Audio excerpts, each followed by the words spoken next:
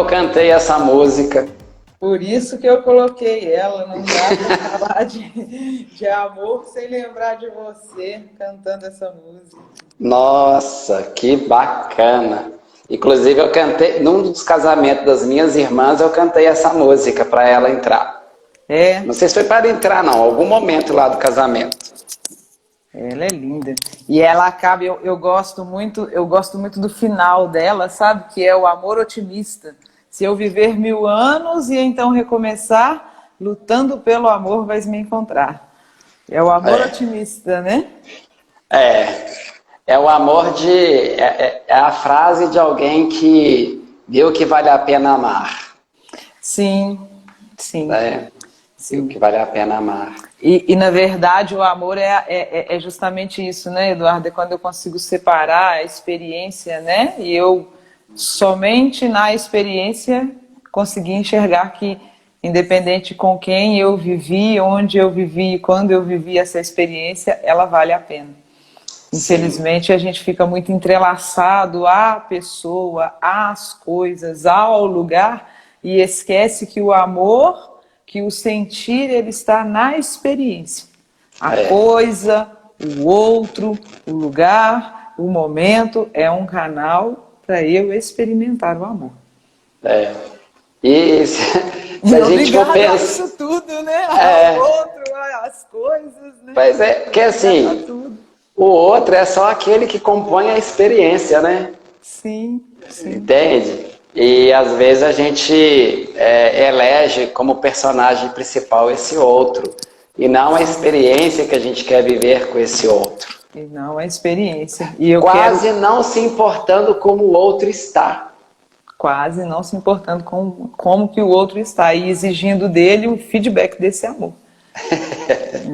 Olha que Verdade. perigo, né? Que perigo. Pois é, foi é, duas pauladinhas aí no coração que nós escolhemos, né? Começar com o Padre Zezinho falando desse amor, né? Que é como o sol nas trevas de alguém, um abrigo quando a tempestade vem, né? E passando por Alice com o coelho. E é interessante que a música se chama Canção do Amor Talvez. Do amor, talvez. É Exatamente. talvez, porque as Talvez. experiências são singulares. O que para mim é muito importante, talvez para você não seja, Talvez. né? O que é Exatamente. caminho de ligação para mim, talvez para você não seja. Então, é muito bacana ter essa percepção que as experiências, nem com a gente mesmo, elas precisam ser iguais. Elas têm o direito, né, de serem diferentes. Isso é muito importante. Sim, sim. E aí é que está o segredo, sabe, Eduardo, que nós vamos disseminar isso daqui a pouco. Aí está o segredo de eu não vincular o amor à pessoa, porque a pessoa ela vai, ela tem esse direito, né? Ela tem Sim. esse direito de ir, ela tem o direito de deixar de me amar. Inclusive, Inclusive, exclusivamente, né? Ela tem esse direito. E se eu não olhar para a experiência num primeiro momento, deixar essa experiência num segundo plano, quando o outro for, o que será de mim?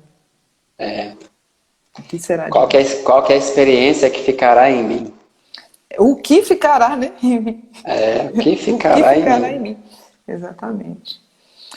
Então, gente, nós já estamos aqui, né, jogando aí no peito de todo mundo, sem, sem nenhum, né, sem nenhum boa noite, sem falar quase que nada, né? É instigante, né? Eu acho, ouvir Padre Zezinho cantando essa música, é muito marcante para a gente, né, Eduardo? Porque nós ouvimos muito, né, essa música durante muito tempo, então é muito instigante para nós quando a gente ouve uma canção tão bonita como essa. Hoje nós vamos falar um pouquinho, né, porque eu acho que esse é um assunto que dá pano para manga. Nós vamos falar um pouquinho do amor.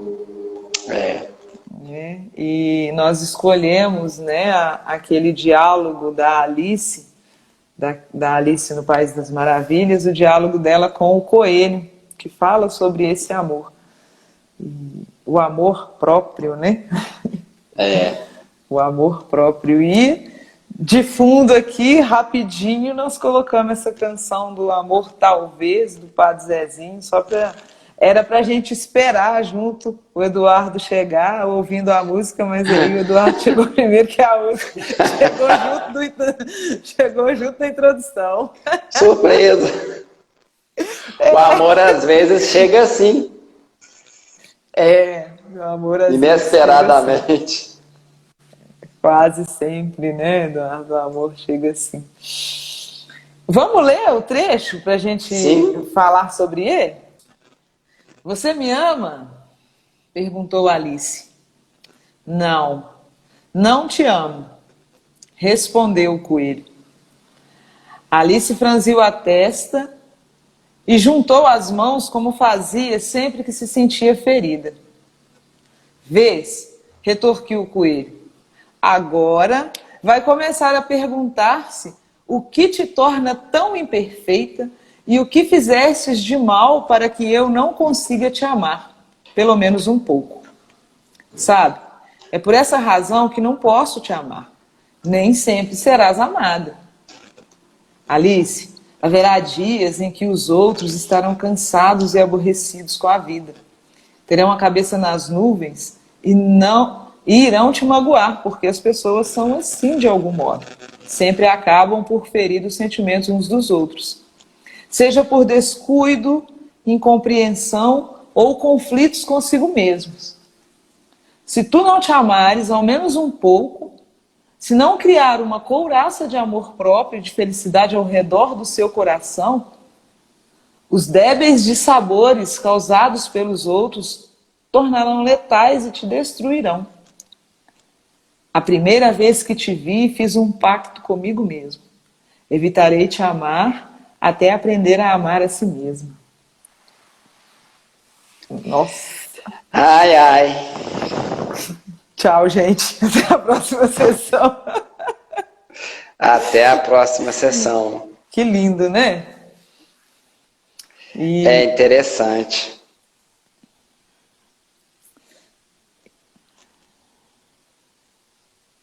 Não é?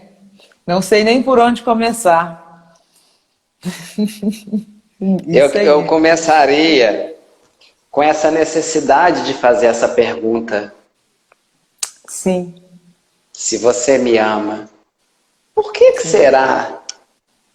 Por que será que tantas vezes, diante já daqueles que estão ao nosso redor, na nossa relação, seja de amizade, seja relação afetiva, por que a gente evoca essa pergunta? E pergunta é dúvida. Por que brota essa dúvida? E interessante que a dúvida é em mim. Não é? A dúvida é minha. Por isso é que a pergunta é minha. Só que a gente quer que a resposta seja do outro. Sim. Sim. A dúvida, não, a pergunta não é para a experiência, né? É para a pessoa. Justamente. A dúvida, a pergunta que poderia ser, talvez, né? Me sinto amada? Sim. Me sinto amada? E às vezes a resposta do outro silencia a experiência. Sim. Né? Porque basta um sim ou não. Sim, limita. Como o coelho iniciou a resposta dele. Não. Não. Pronto. Agora você vai chorar, vai ficar aí achando que você não é ninguém. Isso. Agora você vai Agora ficar aí seu reclamando. corpo vai reagir. Você vai ficar aí fazendo um monte de questionamento. O que eu fiz? Reagir a essa resposta, né? Vai virar briga. Exatamente. E é interessante como ele abre um leque de compreensão que quase uma defesa, né? O Eduardo deu uma travada aqui para mim. Vamos esperar ele voltar. Foi só para mim? Ou foi para todo mundo que ele travou, hein?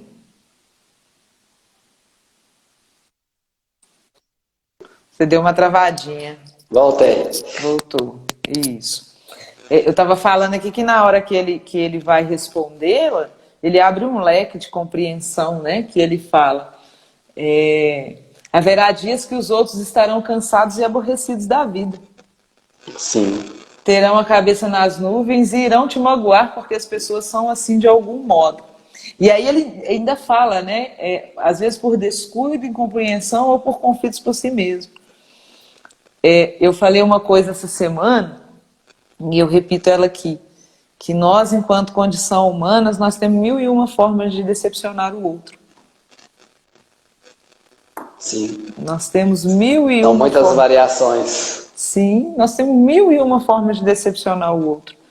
E às vezes nós não estamos prontos, né, Eduardo, para decepcionar ou ser decepcionado, porque é uma coisa que a gente passa a vida inteira tentando evitar.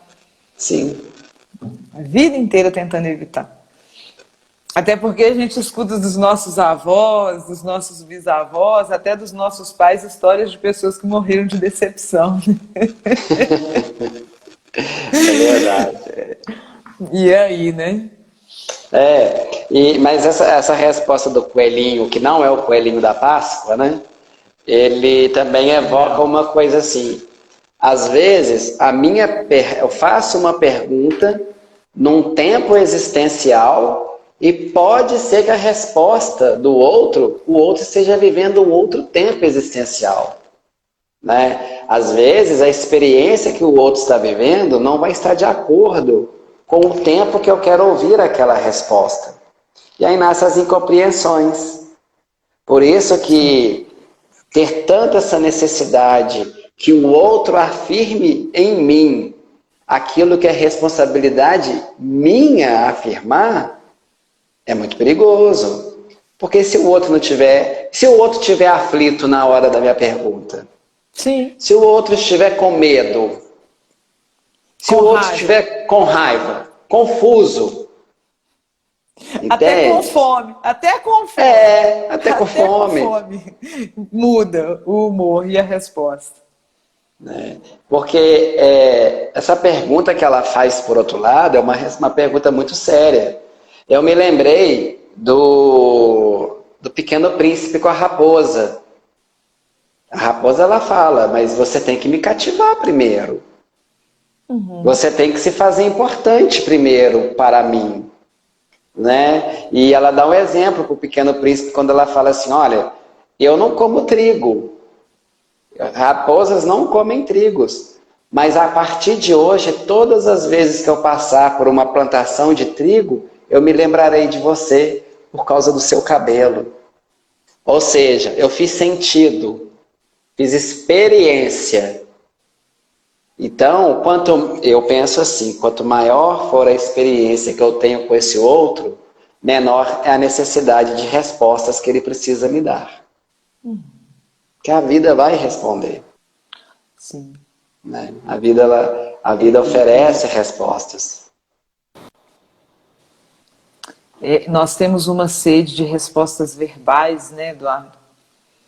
E, às vezes, nós não estamos preparados para essas respostas verbais. Dentro do processo terapêutico, nós temos a resposta sentida. E a resposta sentida, ela precisa de um silêncio profundo. Antes da pergunta e depois da pergunta. Quando eu quero ter... Porque o que acontece? Quando eu pergunto algo para você, a sua mente te detona com um monte de respostas, você tem que ficar ali escolhendo uma ou outra. Né? Sim. E quando você se pergunta também algo, a sua mente ela começa a processar um monte de resposta, um monte de possibilidade. Mas a única coisa uma coisa que você não consegue processar por si só, por exemplo, é o sentido físico. Por exemplo, provoque em você aí agora, para mim, um frio na barriga. Uma taquicardia. Provoca uma taquicardia rapidinho, assim, 3 segundos só. Não precisa passar disso, não. Não dá. Entende como que a resposta sentida é a resposta mais próxima da verdade que nós vamos ter? Porque quando você pergunta para você e espera o seu corpo responder, é algo mais próximo da verdade, porque é algo que você não pode provocar com a sua mente ou induzir a ter. Você não pode induzir um taquicardia, você não pode induzir uma queimação no seu rosto, uma pressão na sua cabeça, uma sudorese. Induz aí para mim um suor frio aí rapidinho.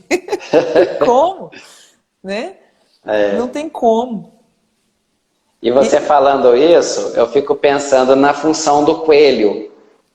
O coelhinho, eu fico chamando ele de coelhinho, é o coelho. Ah, ele gosta. O coelhinho. Você vê, como que a Alice foi parar nesse país das maravilhas, né?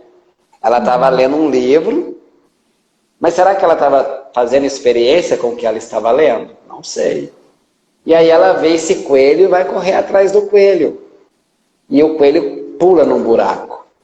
E aí quando ela pula no buraco, talvez ela vai cair no buraco mais profundo da maravilha que somos nós, que é o buraco da nossa existência. Que é o buraco da nossa existência. Que é o buraco da nossa existência. E ali na hora que a gente entra nesse buraco, uma vez você disse do fundo do poço, né? Que só cabe nós mesmos.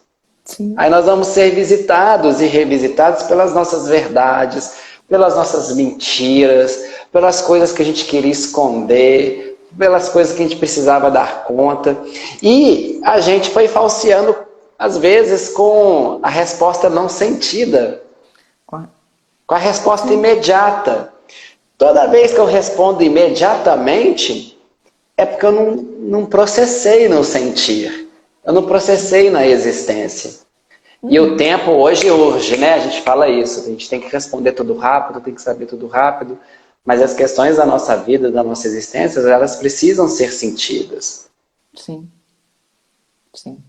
E nós precisamos aprender a sentir, né, Eduardo? Porque às vezes a gente não está nem sabendo mais sentir. Quando eu brinco, né, sobre esses sinais, porque nós temos algumas variações aí, né? Nós temos sinal, nós temos sintoma, tem a intuição que aparece aí também, né, rapidinho, tem desejo, então a gente tem que saber separar um pouquinho, né? O que é sinal, o que é sintoma, o que é intuição, o que é desejo, mas enfim, isso tudo está muito no âmbito do sentir. E as respostas do nosso sentir, ela vem do meu corpo. Então, quando eu não conheço o meu corpo, quando eu não estou habituado a escutar, observar e perceber o meu corpo, eu estou me distanciando muito disso, desse espaço da verdade que mora em mim. Desse buraco que você fala aí que a Alice caiu. Que é um buraco de verdade, que é um buraco de respostas difíceis, que é um buraco de perguntas complexas. Isso é uma pergunta muito complexa a se fazer. Você me ama? E é uma resposta maior ainda. E que está muito bem disso, né? Que você disse, bem dentro da toca. Está bem tocado, né? E nós podemos pegar as variações da palavra intocado aí, né? Intocado de dentro da toca, intocado de difícil de tocar, né? Está bem intocado. Tem umas perguntas que às vezes é melhor a gente nem fazer. Porque pode ser que a resposta venha na carne, nua e crua. Vocês já pararam para pensar, vocês que estão nos ouvindo agora? Se você perguntar para a pessoa se ela te ama, você está preparado para ouvir um não? Pois é. Você está preparado para ouvir assim, já te amei mais? Você está preparado para ouvir assim, te amo, mas é difícil? Tô tentando desde o dia que te conheci.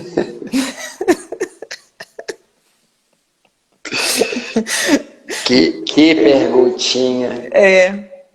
Mas infelizmente o outro às vezes não tem esse culhão de responder. para ele Sim. não te decepcionar, para ele não se colocar numa situação ruim de ter que explicar o que ele está dizendo, ele simplesmente fala que sim. Sim. E aí ele sente uma queimação no peito, porque ele está mentindo. Aí nessa hora o rosto dele queima ou a cabeça dele dá uma pressionada, ou ele vai ter um taquicardia rapidinho, assim, de 2 segundos, para ele falar um sim. Um sim trepidante, né?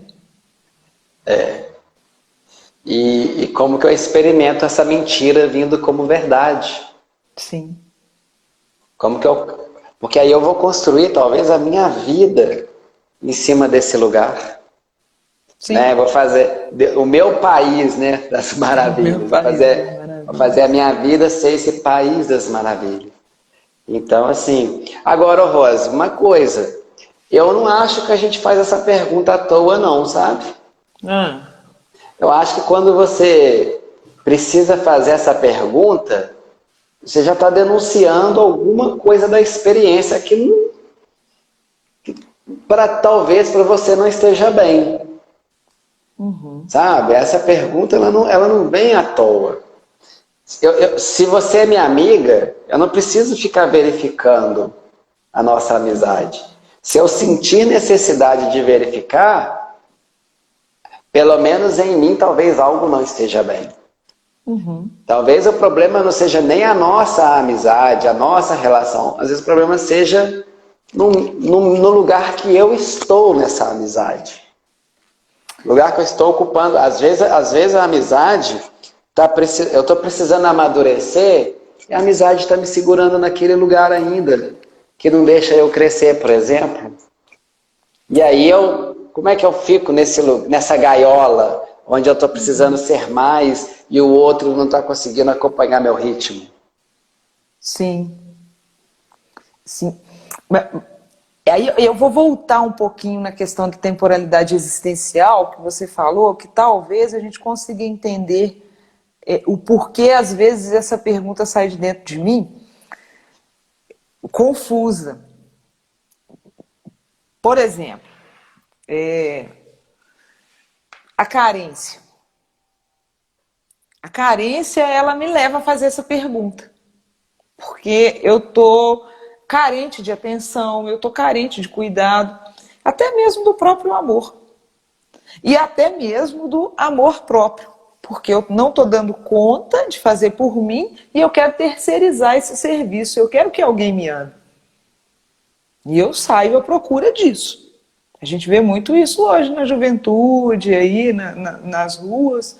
As pessoas elas não estão dando conta de fazer isso, de fazer esse amor, de se dar o amor e quer terceirizar esse serviço. E aí eu fico preocupada com a carência, sabe, Eduardo? Porque ela... você inicia uma relação, e aí, gente, quando eu falo de relação e quando nós estamos falando de amor, eu gostaria que vocês abrissem o leque do ouvir e do coração de vocês, para a gente não ficar preso só no amor relacional, né? Do amor entre casais e tudo mais. Vamos abrir o leque e pensar no amor de uma forma mais ampla. Quando eu começo uma relação contigo, num espaço carente, quando essa carência passar, eu não vou precisar mais de você. Aí acabou. Foi rápido. Por quê? Porque já resolveu, aquele momento passou. E aí é onde estão as relações efêmeras, né? Que elas são rápidas demais, porque de repente ela aconteceu numa temporalidade de que era outra coisa. Tem aquela música do molejo, né? Não era amor, não era, né? Ele fala que era cilada, mas pode ser carência também. Sim. A gente conversava hoje mais cedo sobre isso, né? E eu exemplifiquei o meu momento. O momento do luto, por exemplo. Existe uma carência no luto por causa da perda. E aí, quando você vem me amparar, quando você vem me acolher, você me oferece um monte de coisa, inclusive o cuidado, inclusive o amor. E se nesse momento eu não reconhecer a minha carência e você também não, nós corremos o risco de tentar tapar um buraco que não é tapável nesse momento, né? Que não é tapável nesse momento. Não sei se existe essa palavra, mas tudo bem. Agora existe. Agora está existindo, anota aí, gente. Por quê? Porque é um espaço que precisa ser vivido, e não tampado, e não omitido. Porque se eu não viver ele, você não vai dar conta de ficar comigo o tempo todo. E eu também não posso ficar aqui nesse lugar o tempo todo, esperando você vir e saciar esse espaço. É um espaço de vivência, de experiência, eu preciso experimentar. E no luto isso acontece demais. E eu falo do luto da perda da pessoa, mas vamos falar dos lutos relacionais também. Quando você termina uma relação e logo você está correndo para tampar aquele buraco, para, né, estar com outra pessoa, mas espera aí. O que realmente está acontecendo? Volta para essa questão da temporalidade existencial, né? Eu existo agora nesse espaço de fechamento de ciclo, eu existo agora nesse espaço de término, eu existo agora nesse espaço que às vezes eu vou precisar, sim, sofrer um pouco a ida do outro, né? Para depois eu começar uma outra experiência, mas nós estamos com pressa para tampar esse lugar. É dar o tempo para o sentir. É dar o tempo para o sentir. Quando você dá esse exemplo, que eu achei bacana, vamos pensar na carência, né? Será que às vezes não era melhor primeiro eu dar conta da carência? Sim. Eu sentir essa carência? Quem sou eu na carência? Porque pode ser que quando eu busco o outro por causa da minha carência, eu também não esteja sendo verdadeiro com esse outro. Sim. Entende? É igual ir em supermercado com fome. Não faça isso.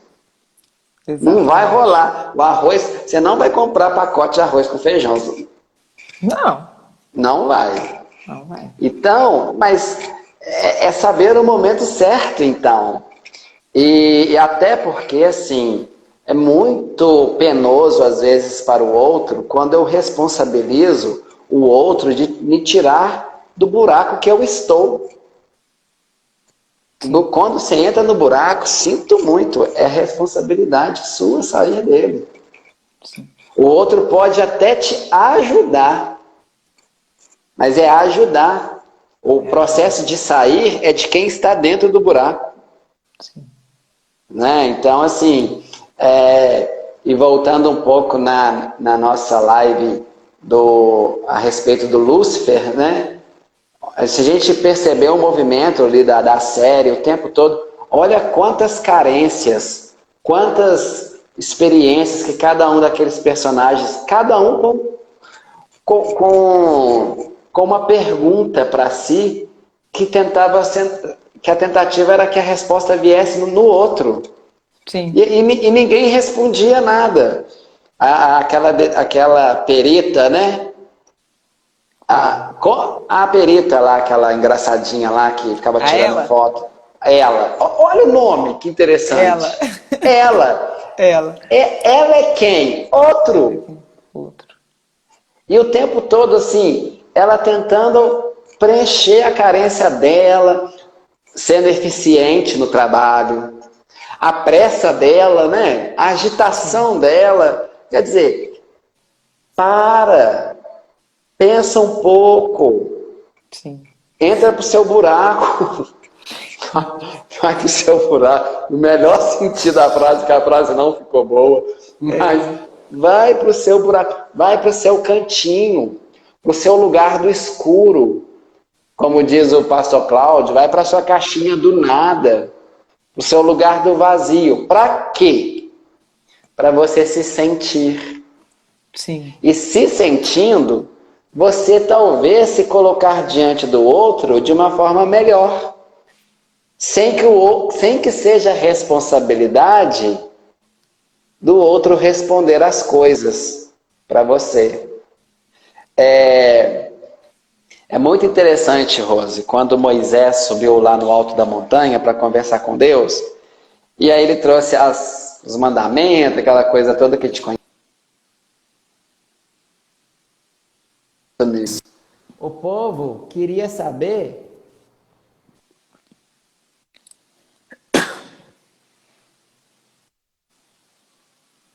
quem é Deus, qual era o nome. E aí Deus deu uma resposta que eu acho assim, como tudo que vem de Deus, é fantástica, né? Eu sou aquele que sou. Ou seja, Deus está ensinando para a gente que Ele é o tempo todo. Que para você existir, você precisa... A frase vai ficar ruim agora. Mas para você existir, você precisa ser Você precisa ser o seu o tempo todo para que você exista em você. Sim. Porque quando você quer ser o outro, se responder no outro, você vai se misturar com esse outro, talvez o outro vai te dominar, vai ser mais em você do que você mesmo, mas você mesmo não será você. Então a gente precisa fazer esse processo dessa depuração, desse sentir, para a gente perceber quem a gente de fato é na relação, quem a gente de fato é na própria vida. Eu fico pensando, sabe, Eduardo, que às vezes a gente quer oferecer algo que a gente nunca experimentou de si mesmo. Sabe aquela ideia de vender o meu produto sem nunca ter experimentado, mas te dar um certificado de qualidade? Assim, não, pode comer que é ótimo. Assim, mas tem gosto de quê? Um gosto muito bom, pode comer. Mas me fala sobre esse gosto. Não, é ótimo, pode comer. Eu fico pensando no amor nesse sentido, sabe? Quando a gente, né, perpassa por tantos exemplos do Padre Zezinho na música, do diálogo da Alice, de Deus para nós, né? De forma bem, igual você disse, de forma bem direta, eu não posso oferecer para o outro o que eu ainda não experimentei de mim. Por isso que é muito perfeito quando ele fala, né? A primeira vez que te vi, fiz um pacto comigo, evitarei te amar até você aprender a amar a si mesmo. Ama-te a ti mesmo e depois você ama o outro. Como que você vai amar o outro sem a ti mesmo, igual a ti, se você ainda não se amou?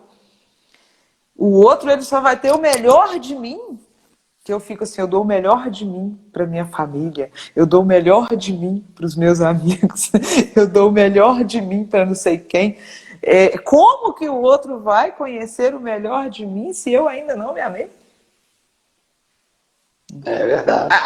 O melhor de você é uma casa limpa? É uma comida gostosa? É uma roupa limpa e bem passada? Aí você é empregado. Desculpa. E aí, minha filha, você pode se preparar, porque aí vai vir uma empregada e vai ter esse amor todo aí também. Por um salário mínimo. Desculpa. Não é isso. Não é sobre isso. Amor próprio não é sobre isso. Essa experiência, ela é tão íntima, né, Eduardo? Ela é tão de cada um. Eu acho muito... O que eu acho de mais belo no ser humano é essa possibilidade de ser único, sabe? Ser único, não cabe comparação. Não é uma bela tarefa, né? Ser único. Ser único. Eu acho muito bonito isso, sabe? E a gente precisa aprender a admirar esse espaço de exclusividade, né, que nós temos, né? Nós somos muitos, porém nós somos únicos, né? Nós somos muitos, gente. Se a gente parar para pensar quantas pessoas existem, quantas formas de ser existem no mundo, sabe? Quantas formas diferentes de ser existem no mundo. Cada um de nós somos uma forma dessa. Quantas formas de amar diferentes que existem no mundo. E aí, talvez, Por isso que é tão penoso para nós, às vezes, saber escolher o caminho, né? Que é o que o gato elicia lá na resposta dele, né? Para ela, quando a Alice se coloca nessa dúvida, né? Para onde vai o caminho? A pergunta até é válida. Para onde vai o caminho? Eu quero saber para onde vai. Mas antes disso vem o que o gato arranhou na cara dela, né? Mas para onde você quer ir? Eu quero, não sei, qualquer lugar. Para quem não sabe aonde vai, qualquer caminho serve. Qualquer caminho serve. Para quem não sabe o que quer de si, qualquer outro serve. Qualquer sentimento serve. Né? Qualquer sentimento serve. Qualquer sentimento serve. Porque eu vou estar muito validado no outro. Sabe? Muito validado no outro. E a gente tem visto muito isso hoje, não é? As pessoas o tempo todo procurando validar, fazendo as suas certezas tornarem-se incertezas para validar em alguém, para caber em alguém. E como você disse, nós somos únicos, ou seja, nós não cabemos em ninguém. Não cabemos em ninguém. E que bom, porque isso nos ajuda a entender que nós não somos decifráveis. Sim. Então eu não preciso ser o que o outro definiu para mim. Eu preciso transgredir, eu preciso fazer a subversão disso. O que o outro quer de mim tem que, no mínimo, coincidir com aquilo que eu quero de mim. Gente, quanta gente mandando na gente. Mandando no seu horário de trabalho, mandando em quem você quer ficar, com quem você tem que ficar, mandando, hoje eu fui cortar o meu cabelo, né? Aí, ó, mandando no seu corte de cabelo. Ficou bom? Ficou. Aí, ó. E o rapaz que corta meu cabelo hoje me denunciou. Você demorou, hein? Você demorou. Então, quer dizer, olha, é o tempo todo o outro validando a gente. E eu me coloquei no dever de explicar para ele por que eu demorei. Sim. Não, estava muito perto. E aí é o que você falou no início da live. A gente começa a procurar resposta, né? Não, estava muito apertado essa semana. Nossa, porque choveu semana passada. Não precisa disso, não. Nem todas as perguntas precisam ser respondidas. Principalmente quando eu estou empenhando a resposta no outro. Sim. Sim. E aí a gente, né, diante de tudo que você disse, né, tem algumas coisas que eu friso muito, né? Primeiro, não existe receita pronta, tá, gente? Nós temos que parar de buscar essas receitas prontas. Esses 10 passos para sair de algum lugar, 5 passos para conter alguma coisa, 20 formas de amar. Nós temos que parar com isso, porque isso tira a gente de dentro do que a gente somos, do que nós somos. Isso distancia. Pergunta para você, quando você está com dúvida, cria sua própria receita dentro da sua realidade, dentro do que você é, dentro do seu ideal, né? Eu fico brincando, né, que a receita de bolo, do bolo que você comeu, ela não saiu de primeira. Ela foi testada várias vezes para ela ter sido escrita e repetida da forma como ela é repetida hoje, e ela fica deliciosa.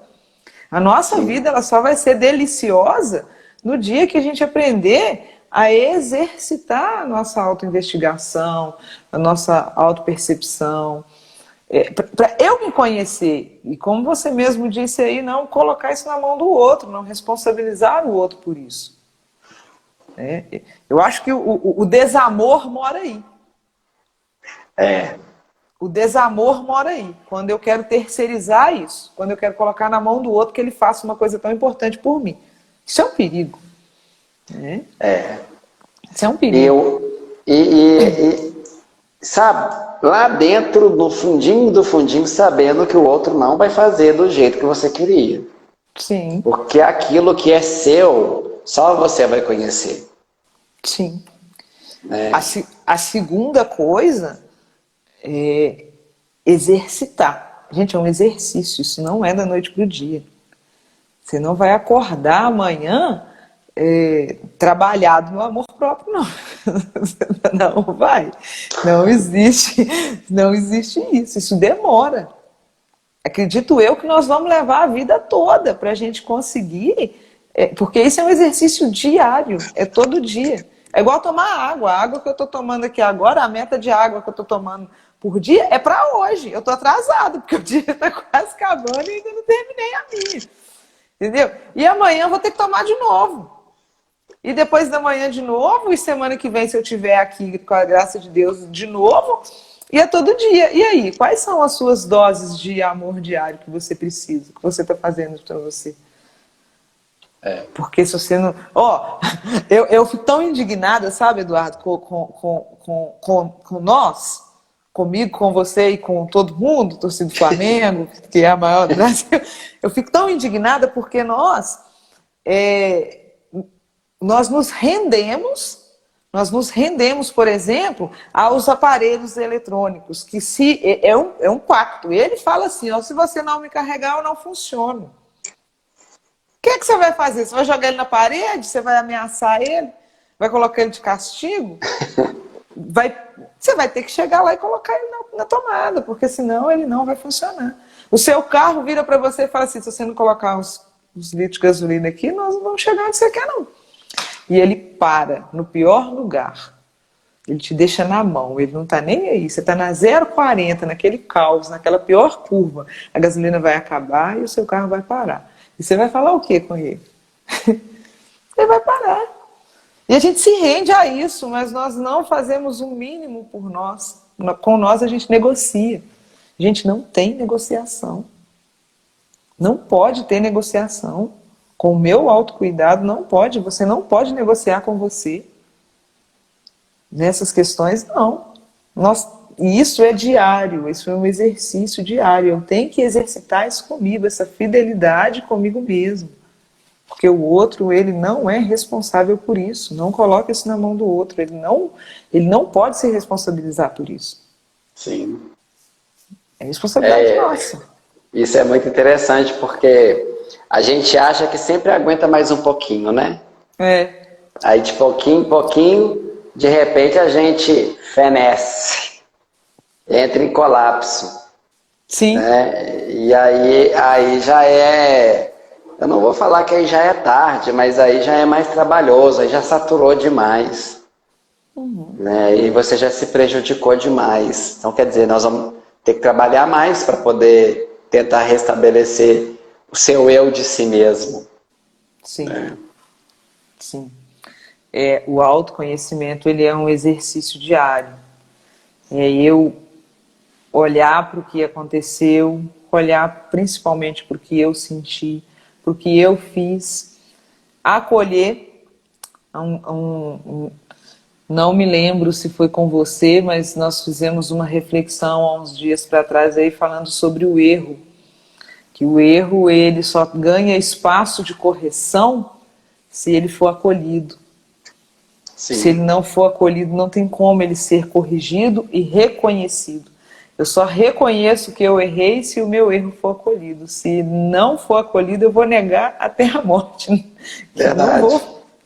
E é isso, eu falo, e isso tem que ser pessoal também. Quando eu erro, quando eu não dou conta, eu preciso acolher para eu corrigir, para eu melhorar, para amanhã eu ser melhor. E aí, sim, eu sou o primeiro. Eu sou o primeiro a não ter esse acolhimento. O que eu vou esperar do outro, né? E a frase que você usou já diz muito da realidade. Quando eu erro, se eu erro, faz parte de mim. Então, se eu não acolho o erro, eu também não estou acolhendo a mim mesmo. Uhum. E quando eu rejeito aquilo que eu não quero, principalmente a gente está olhando para uma régua externa. Uhum. Quando eu decido o que é o melhor. Só que o perigo da gente ficar decidindo o que é melhor, o que é certo, o que é bom, o que é justo, eu não sei qual que é a régua que a gente está usando. Né? E muitas vezes a régua não é justa nem com a gente mesmo. Por que muitas vezes a gente tem uma passividade com os outros, né? Uma tolerância com os outros, mas na hora que é comigo, aí o chicote pode, né? Aí eu posso ser maltratado, eu posso... Não, que isso? Né? Eu que tenho que me salvar primeiro.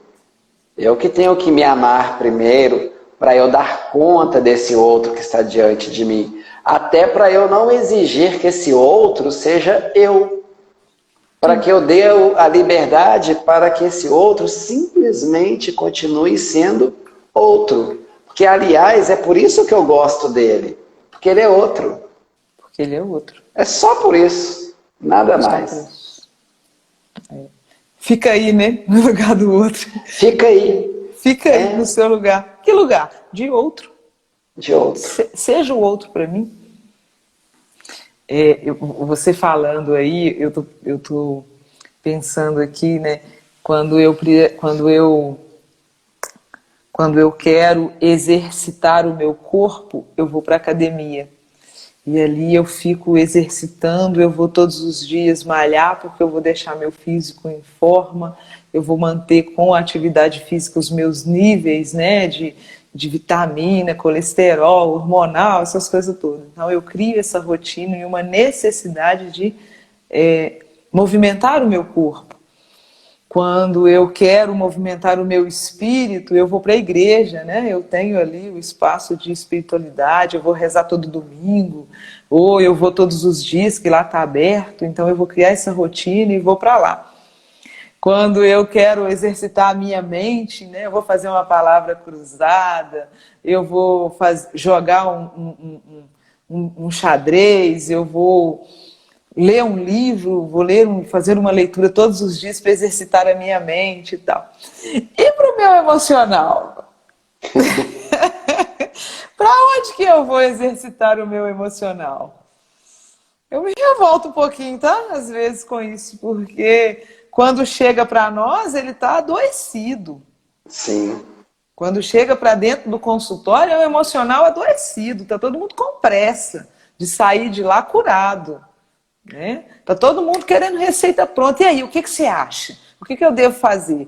Os meus clientes ficam putos comigo aí, que na hora que eles estão pensando, não sei, eu não acho nada, não. Eu não acho nada. Eu não sei o que você tem que fazer. Entendeu? Porque e onde nós estamos exercitando isso, né? Esse tal de amor próprio aí que a Maria Inês colocou aí. Onde eu exercito ele? Tá. Eu não me preocupo com isso, hora nenhuma. Por que ninguém receita isso? Você vai no médico, o médico fala assim, Eduardo, você tem que fazer atividade física. Você tem que movimentar seu corpício aí, tá? Você vai na igreja, o padre fala assim, meu filho, o pastor, né, o seu orientador espiritual aí, nas suas questões de religiosas aí, cada um tem a sua, ele vai te orientar, assim, você está precisando fazer mais isso, mais aquilo. E você vai olhar para as suas questões mentais, você está com a mente cansada, você vai meditar, você vai viajar para descansar a mente, você vai ver um filme, ler um livro, mas e o emocional? Por que eu procuro só quando ele está doendo? Gente, só quando ele está berrando, né? Nós não precisamos esperar doer, não. Para quando nós entrarmos nessa necessidade de perguntar, você me ama? Eu tá com o emocional malhado. Isso. Tá maromba. Tá marombado no emocional também para aceitar, para receber o que vier do outro. Sim. Porque é do outro. É do outro. Se o outro falar para você assim, não, eu não te amo. É do outro. E aí? Sim. E também para você sair do lugar de passividade diante desse outro. Ao invés de você precisar verificar se ele te ama, você já oferecer o amor. Sim. Ah, mas e se não tem mais se não? Não é, amor não é moeda de troca, não. É. Amizade não é moeda de troca. É lançar-se. É lançar-se. É investimento a fundo perdido. Entende? Porque se eu preciso referenciar o outro para eu dizer para ele que eu amo também, então o seu amor não está muito autêntico. Né? Sim. Não está muito autêntico. E essa autenticidade ela vem justamente desse exercício, né? De olhar para si, de dar conta de si. Porque a primeira pessoa que tem que dar conta de si mesma é quem? É a própria pessoa. Sim. Né? Eu me lembro às vezes, né? Quando o aluno, e hoje é dia do professor, né? Parabéns para nós, todos os professores aí. Parabéns para todos os professores, inclusive você. Tem uns alunos que ficam tentando dar a volta na gente. Uma vez eu fui substituir um professor num curso aí, e você já viu vida de substituto, como é que é difícil, né? E era justamente a apresentação de trabalho. E tinha um grupo que eles não fizeram o trabalho. Mas eu acho que na hora que eles viram que entrou um substituto, beleza. Só que eles não conheciam o substituto que estava entrando lá, né?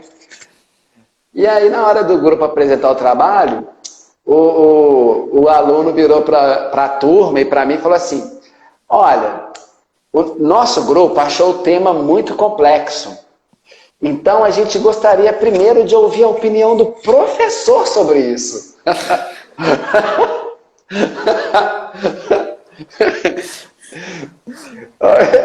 Eu falei, poxa, mas que inteligência. Mas deixa eu ouvir primeiro o que vocês entenderam de complexo. E aí ficou esse jogo com eles, até eles admitirem, não, pessoal, a gente não fez o trabalho, não. Mas às vezes, esse exemplo que eu estou dando acontece na vida. A gente não sabe não fez a tarefa de casa, de cuidar de si, e fica querendo empenhar essa tarefa no outro. Sim. Eu não dou conta de mim, quero que o outro dê. Uhum. Eu não consegui resolver as minhas questões, quero que o outro resolva para mim. Sim, né? Exatamente. Só que a tarefa é só sua, a tarefa é minha. Uhum. Né? Por isso que a defesa que o Coelho faz no início aí do texto é fantástica, né? Eu vou me comprometer a não te amar, Sim. Eu vou me proteger, eu vou me proibir. Eu não vou te amar enquanto você não se amar. Eu não vou te amar enquanto você não responder essa pergunta primeiro. Nossa, que coelhinho danado. Exatamente isso, Eduardo. Perfeito, perfeito. Nesse momento, o coelho se protege da responsabilidade. Sim. Né? Da responsabilidade de amar primeiro. Porque amar primeiro, né, no caso aí, é quando eu te amo primeiro que você. É esse buraco fundo aí que você colocou. Eu vou jogar tanto lá dentro que você vai querer mais e não vai ter jeito. Você vai estar sempre insatisfeito. Sim. Você vai estar sempre insatisfeito, né? Não vai ter plenitude. Não vai ter plenitude. Não vai ter plenitude. E aí? Aquela história do amor demais também vira um problema? Uhum. Pode estar aí. Né? Perfeito, essa proteção, né, que ele faz. Né? Opa, peraí. Me prova que você se ama primeiro para ver. Porque se você não se ama, talvez você nunca vai sentir o meu amor. Verdade. Se você não se gosta, você nunca vai sentir o quanto eu te gosto. Se você não te vê, talvez você nunca vai perceber o quanto eu te vejo. Se você não se considera, talvez você nunca vai perceber o quanto eu te considero. Justamente. E aí a gente vai embora, né? Se você não se preocupa contigo, você nunca vai perceber o quanto eu me preocupo com você. A gente fica aqui a noite toda nessa jogatilha aqui, né? Enfim. Fica aí, né, gente, o convite para a gente se amar mais, se amar primeiro. Fica aí o convite, né, do coelhinho, né, de vamos experimentar esse amor próprio. Vamos experimentar esse amor próprio. Experimentar o amor próprio é tomar as rédeas da própria vida. Sim. É assumir o seu viver. Sim. E eu aconselho para todo mundo exercitar esse espaço emocional. Da mesma forma que a gente exercita o espaço físico, o espaço espiritual, o mental, o energético, exercite as suas emoções para você ser emocionalmente forte. Sabe? Procure formas de exercitar o seu emocional. Para que você não seja fraco na hora que você... Para você não seja fraco, não. Para que você não se surpreenda com respostas tipo a do coelhinho. Para que isso não te derrube. Eu vejo tanta gente, Eduardo, emocionalmente cansada e que não sabe como descansar emocionalmente. Sim. Como descansar emocionalmente? Então, exercite o seu emocional de alguma forma. Você vai me perguntar como? Eu vou te falar, não sei. É você. Consulte-se. Consulte-se. Pergunte-se. Como que eu vou descansar o meu emocional? Faça essa pergunta para você. É você que conhece as suas necessidades, não é o outro. Não terceiriza isso. Toda vez que você vai perguntar para alguém, você tem que perguntar para você primeiro. Eu tenho um hábito, sabe, Eduardo, que eu lá ia para o encerramento, mas eu vou contar mais uma história. E me leva para esse lugar, sabe, o hábito que eu tenho. Toda vez que eu vou escrever uma mensagem para alguém, que, né, hoje a gente dialoga muito pelo WhatsApp, eu escrevo essa mensagem no bloco de notas, leio, para depois eu enviar. Porque eu me coloco no lugar da pessoa que está recebendo, para saber, imaginar um pouquinho, sabe? Como que é receber essa mensagem que eu estou mandando? Às vezes, eu faço isso com ligações também. Quando eu tenho que fazer alguma ligação importante, eu gravo. Eu pego um gravador e gravo a conversa, o que eu tenho para dizer, e depois eu escuto. Eu falei assim, é pesado, acho que eu vou mudar isso. Não é legal escutar. E isso me joga no lugar, sabe, desse exercício que eu estou propondo para vocês. Fale contigo primeiro. Questione-se primeiro, pergunte-se primeiro, se ouça primeiro, para depois você se colocar diante do outro. Ah, mas com o Eduardo não tem jeito, não. Tudo bem, a sua parte está feita. Nós não temos que nos preocupar com o que o Eduardo vai fazer com isso. Porque o que fica para mim é como que isso saiu de mim, como que eu me sinto, né, com o que eu entreguei, com o que eu estou oferecendo. Né? O que o Eduardo vai fazer com isso, eu não tenho acesso mais. É direito dele. Direito dele. E isso que você está dizendo, eu acho que uma boa indicação é a gente fazer o exercício de esvaziamento do outro na gente. Sim. Porque, às vezes, é uma tarefa difícil. Quando eu quero me perguntar o que eu gosto em mim, o que eu não gosto, aquela coisa toda, provavelmente, no primeiro momento, vai vir na sua mente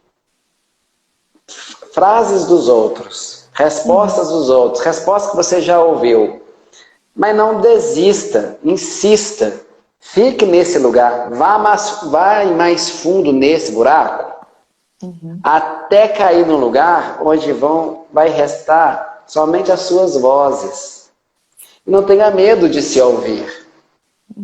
Não tenha medo de se ouvir, porque aí sim, talvez, você vai voltar, vai sair desse país das maravilhas, porém maravilhado. Sim. Sabe? Ficar no país das maravilhas é ficar nesse lugar de atender a demanda dos outros o tempo todo. Agora, maravilhar-se com a própria vida é quando você dá conta de olhar para você e, como diz o salmista, que maravilha, meu Senhor, sou eu. Que maravilha é a minha vida. Que maravilha é esse momento que eu estou vivendo agora. Mas primeiro é com você. Primeiro com você.